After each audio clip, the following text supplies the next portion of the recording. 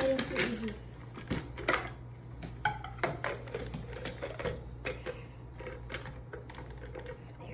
Ma'am, pwedeng mag-order ng halo-halo? Hindi. Wala pa. Close pa. Magkano po yung halo-halo nyo, ma'am?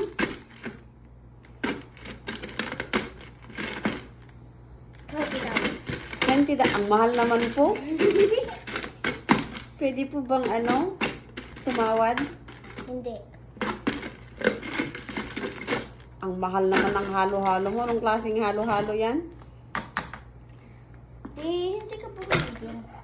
Hindi, ayaw mo. Gusto ko pero ang mahal naman. Pwede namang tumawad, di ba, ma'am? 10.